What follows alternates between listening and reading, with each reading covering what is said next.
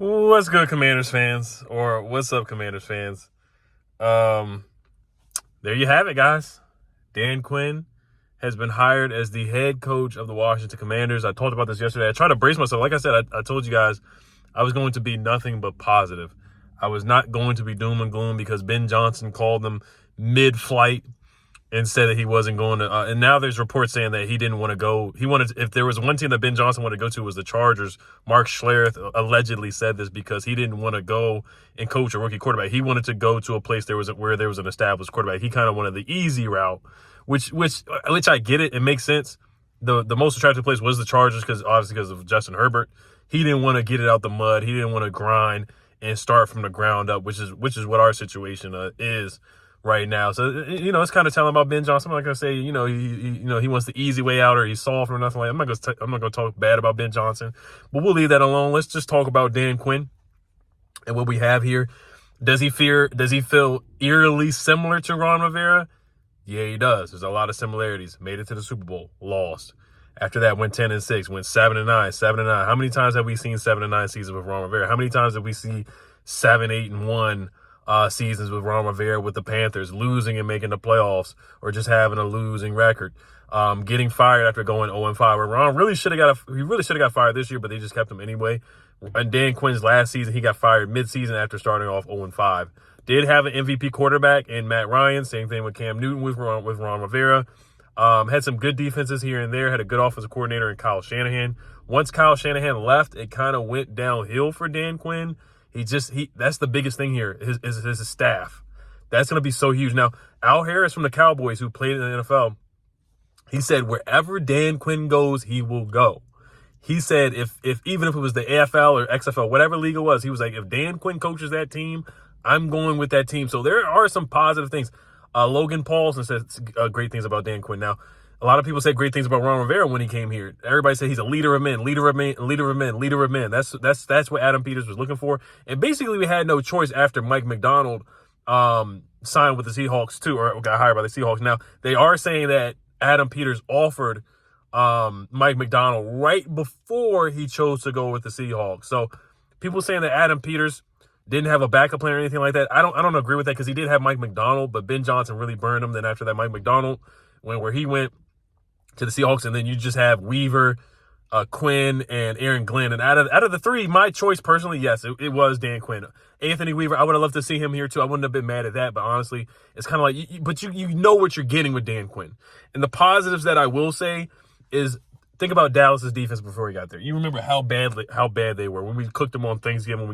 We had 3 touchdowns. Antonio Gibson had 3 touchdowns in one game. We beat them 41-16 or something like that. That was a historically bad defense. Look at what he did to change that defense when he came to Dallas. And a historically bad defense, he led them to be a lot better defense. You look at the numbers there for the Cowboys. They went from like worst to 18th, 8th in opponents' points per game, and then first in takeaways. Trayvon Diggs goes out. Deron Bland, he's a guy that forces turnovers. So his team has a knack for forcing turnovers and getting to the football. That's something that we never, ever do. We don't force turnovers. That's one thing I will say about Dan Quinn's defenses in Dallas. He had Trayvon Diggs. Yes, they get cooked sometimes. Diggs gets cooked. So what happened in the playoffs? They got cooked. They couldn't stop the run. But he is a guy that was able to orchestrate his defense to force turnovers. Michael Parsons says nothing but great things about Dan Quinn.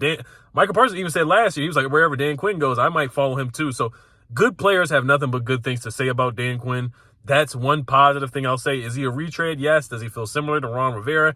Yes. He checks all those boxes of feeling like Ron Rivera. Feels like Ron 2.0. But the only thing I will say is that Dan Quinn wears his hat backwards and he has a little bit more emotion and a little bit more swag than Ron Rivera. So I'm interested to hear the press conference.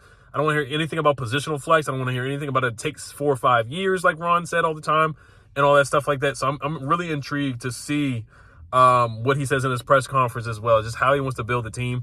But the most important thing, of course, is getting an offensive coordinator because with defensive head coaches, you have to have an offensive coordinator. And then if the offensive coordinator does a really good job, you have to find a replacement too. So I think it's a respectable hire. I think he's a respectable guy, has a legitimate resume. The Legion of Boom, he coached them up as well. So he has some big things on his resume. Won a Super Bowl as an assistant coach or a defensive coordinator. Was the assistant coach of the year in 2021 with the Cowboys. So he has a legitimate resume. Matt Ryan, Julio Jones, that talented team with the Falcons. They made it to the Super Bowl, but they had that collapse 28-3. Clock management is a big thing for him where he struggles. Timeouts, just like Ron Rivera. Decision making, going for a fourth down, stuff like that. Those were a lot of things that I heard with the Falcons that went wrong for him in Atlanta. So it feels like we're getting Ron Rivera. I know that the meme is where it's like, it has Ron Rivera's face on Dan Quinn. People calling him Ron Quinn and Dan Rivera and stuff like that. Everybody's getting their jokes off. But hey, like I said, it's a respectable hire. I'll say that. It's a respectable hire. Went to the Super Bowl, and he's going to demand excellence, and he's going to be a leader in minute, like the cliche is, and he's going to get a lot of respect for the guys. And then I think the linebacker position, he can revitalize that position too, because you saw what happened with Michael Parsons and Dallas as well. So, yeah, man, we'll see here, man. His record was 43-42 with the Falcons, kind of similar to Ron Rivera when he came over here too, like that really, really close to 500 kind of record. It was really close to that, just like that. So, yeah, man, I'm not gonna say I'm speechless, but Dan Quinn is the head coach of the Commanders. So you guys let me know what you guys think. I know this was not the sexy pick or the pick that we envisioned. I thought it was going to be Dan Quinn. I thought it was going to be Ben Johnson. From day one, everybody said it was a lock. It's a lock. It's a lock. It was never a lock. And we ended up with Dan Quinn. So, all right, you guys, like I said, I already said my thoughts on this like 2 days in a row where I had to brace myself for this. A lot of people were making jokes saying that we're going to hire like Billy Baker from All-American and other coaches like somebody from Walmart and stuff like that. And just a lot of memes and jokes like that were coming out. So, but he did coach at Florida as well. Coach with the Jets, coach with the Dolphins. So a lot of football, man. A lot of football there from